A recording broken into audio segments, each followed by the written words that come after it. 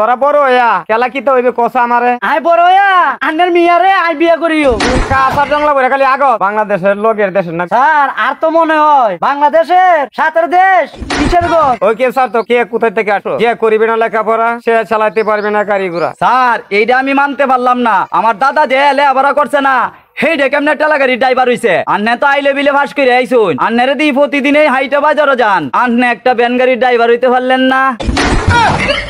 বেদর ছেলে উল্টা পাল্টা কথা কইতো অক্ষরে বাইরে ফুটকির আমরা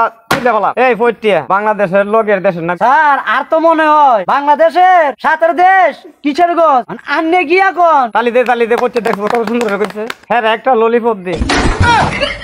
স্যার আপনি ভুল বুঝছেন বাংলাদেশের কাছের রাষ্ট্র নাম কিশোরগঞ্জ না তোর মতন নাকি তা তুই কাঁচার জংলা বলে খালি আগত নিজের হত পণ্ডিত মনে করো না আমি বাড়ি কের থেকে আমি উঠতে আইছি না হ্যাঁ যেটা কইছে এটাই ঠিক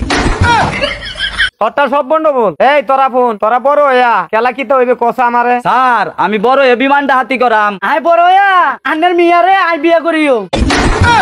স্যার আমার ছোটবেলা থেকেই স্বপ্ন বড় হইয়া বাংলাদেশ ধরে 1 নম্বর টিকটকার হইও তোরার কথা শুনে যা বুঝলাম তোরা তো এনে একটা ভর্তি আইছিস না এই রানা তুই বিমানটা হাতি কি করবি স্যার ছোটবেলা থেকেই প্ল্যান করছি বড় একটা বিমানটা হাতি করুম বড় একটা বিমানটা হাতি কইরা এই বিমান বেচিয়া সারা জীবন বয়ে বয়ে কামু আর স্টেডিয়ামে গিয়া বিশ্বকাপ খেলা দিও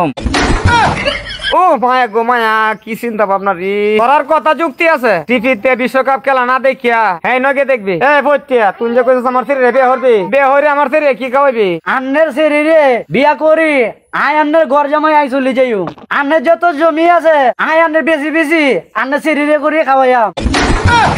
আন্নে এমন বুদ্ধিমান জামাই আন্নে খুঁজে আইবেন সারাই বাংলাদেশের মধ্যে জামাই নাম্বার 1 এমন জামাই আর হাইতেন না তোর কথা শুনিয়া আমার পেট ঘুরায় আমার মাথা নামতা কিরে রাব্বি তুই টিকটক হইয়া কি ঘোড়ার ডিমটা ছিড়বি স্যার গুড়া ডিম দেয় না তো গুড়া আন্ডা দেয় ওইলো কদি আরে স্যার আমার ছোটবেলার স্বপ্ন রাস্তাঘাটে জাঙ্গে হরে নাচুম আরে জাঙ্গে হরা দেখকে মানুষ আমারে মারবো আরে তুই আমি বাইরে লইয়া যাব তোরা সবটির কথাবার্তা শুনিয়া যা মনে হইলো তোরা মাতার হিটলার এক মস্ত তোরা রে ফিডাই আমার ঠিক করন লাগবো এই বই বাইহর 786 পৃষ্ঠাটা পাবো আমার নানির রচনাটা পড়ে মস্ত করে আর না করে আইলে তোরা কুফানি দিলাম এই ফোন স্যারে যে কইছে স্যারের নানির রচনাটা মস্ত করে আইতাম বইয়ের মধ্যে 786 নাম্বার পৃষ্ঠারও স্যারের নানির রচনা পাইলো কই তারে মনে হয় এত বললো ঝগড়া করি আইছে এত নানির রচনা কোন হাইলু হ্যাঁ ঠিক আছে না স্যারের মাথা মুতাই নষ্ট হয়ে যেতেছে তাছাড়া স্যারে কি কইছে স্যারে কইছে যে স্যারের নানির রচনাটা তুই মস্ত না কইরা আয় তাহলে কুরবানির দিন জবই লইব নাই এই কথা কইছে না তো কইছে কুরবানি দেলবো ওহন আমার তো মাথা নষ্ট এই যে বই দেখতাছি দেখবি বাইকে দেখবি 786 পৃষ্ঠার ইহানে তো কোথাও স্যারের নানির রচনা পাইতাছি মাথা নষ্ট।